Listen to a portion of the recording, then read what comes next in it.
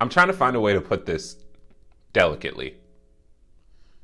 The Nuggets played like absolute garbage juice in that first quarter. I think a couple of the things that I noticed about the first quarter was, one, the Sixers were making damn near every single shot that they were taking. It was a mix of reasons why. So you had the fact that the Nuggets were literally scrambling every single possession, and that is credit to the Sixers because they did a good job at getting those passes around the perimeter really quick, because that is their whole MO, right? And not to say that they weren't doing it before, but as I've been watching more games, they are really, really good at perimeter ball movement. It's something apparently that the Nuggets have a terrible problem with, because every single time the ball moved somewhere that caused the Nuggets to move in any sort of way in their defensive set, it was almost as if they did not know how to recover. And we saw them get lit up, because the final score of that first quarter ended up being 37-22. And you saw it on display. Like this was not turning into the matchup that a lot of people thought it would. And it was looking like the Sixers were very, very well on their way toward a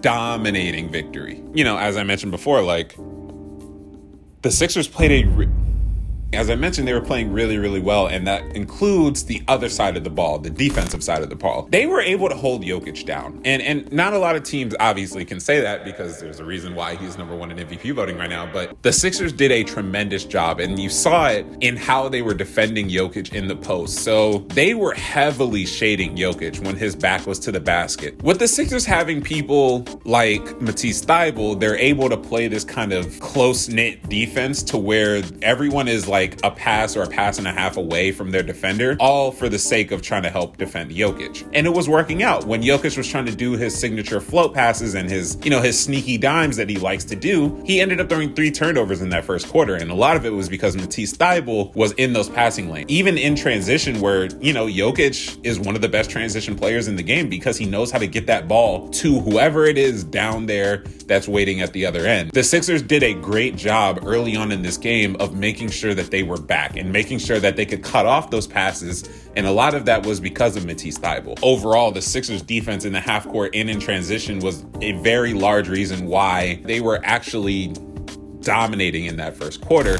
And obviously the matchup I was more intent on looking at was the Embiid versus Jokic one. In the first quarter, Embiid was dominant. He was in complete control of the game. He was in control of his matchup versus Jokic. It was looking like this was becoming a statement game for Embiid, because he started with 12 points in the first quarter. He went 4 of 6. He went 2 of 2 from 3. He was having a really good game to start off, and it was really dominant. And then we move into the second and the third quarters, where the Nuggets start making that comeback. I already said before that it was a 15-point lead by the end of the first quarter. That lead ultimately grew to a high of 19 during that second quarter. The main problem with the Nuggets in that first quarter was the fact that they had 7 turnovers. I put up 2 fingers. I don't know why. I was trying to do this. They had 7 turnovers in that first quarter. In the second, they only had 2.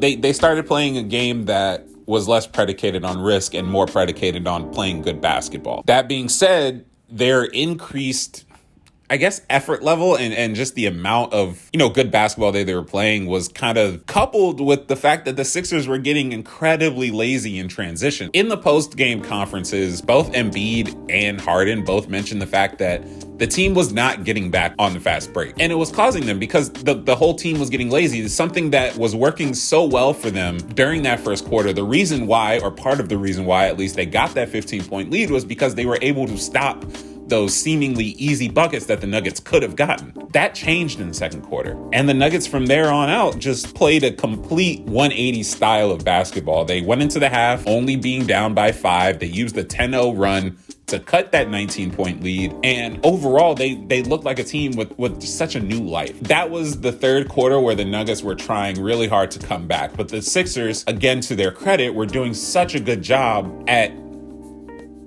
going 1-for-1 with the Nuggets. So I want to say it was a 9-0 run at some point. And at that point, it was a close game. Sixers go on that run. They open up the lead, I believe, to like 8 or 9. And then from that point, they were just going 1-for-1 with the Nuggets. They were doing an excellent job at keeping this lead and making sure that they had at least some control left in this game going into the fourth quarter. Now, let's talk about that fourth quarter, shall we? And before I talk about the entire scope of those 12 minutes, I want to give such a special bow of appreciation. I'm not actually going to bow to Bones Highland. He played a tremendous game, but more importantly, he played a tremendous fourth quarter, and so did the rest of the Nuggets bench. And I'm starting to lose my words because I'm getting a little excited. What's been the one thing that has both helped Jokic's MVP case and has put a damper a little bit on this Nuggets season? It's the fact that his bench, his second unit, does not play well when he's not in the game. And all season long, people that were talking about the Nuggets were talking about the fact that their bench sucked and their bench could not do anything. Me included. I take full responsibility because in the MVP case video, I mentioned the fact that the bench doesn't really help the situation. It's Jokic. What we saw in this game last night was Bones Highland taking over as the secondary ball handler. He ended up with 12 points in the fourth quarter. He ended up shooting 4 or 5 from 3. And that's a larger story right there. Because of the bench, the Nuggets ended up shooting 12 of 18 from the field in the fourth quarter. And their problem during the first stretch of this game, the first 3 quarters, was the fact that they could not hit their shots. And the Sixers were.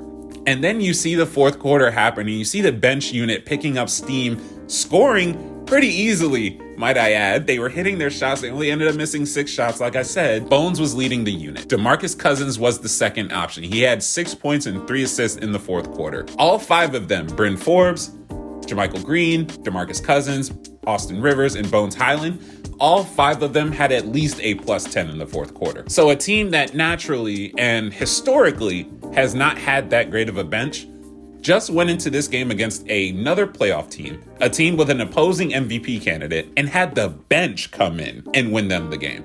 And this is good coaching on Michael Malone's part, keeping these guys in the game and giving them the bump. Because it's super easy to let the bench unit get the lead and then pull them right out for the starters to try and finish it off. The Nuggets were happy with their bench production, and they let their bench show out. And I wasn't paying attention to who was scoring the points, right? I knew Bones Highland was going off. I did not know that the contributions everywhere, like numbers wise, were coming mainly from the bench until I saw the fact that the bench scored 29 of the team's fourth quarter points. If you look at the first quarter and how the Nuggets as a squad scored 22, you look at the bench.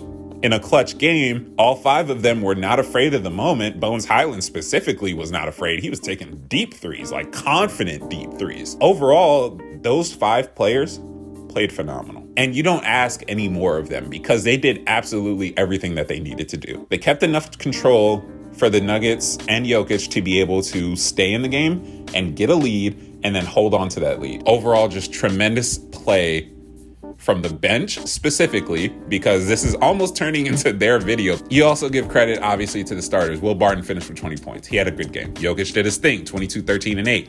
Another good game from the MVP. I say all of this to say that bravo to the second unit for the Nuggets, because you showed everyone that it might be about time for them to start taking you seriously. I mean, it's a one-game reaction, sure, obviously, as all of these raw thoughts are, but I'm super duper happy with the Nuggets right now. I'm ecstatic because I thought that they were going to get stomped. It was bad, but oh my God, I was ready to throw this video away. I was so ready to not talk about this video. And then they did what they always do, which was persevere and strive for greatness. And then they did just that. And then they won. So you let me know what you think of this game, man. Those are my raw thoughts. I'll talk to y'all later.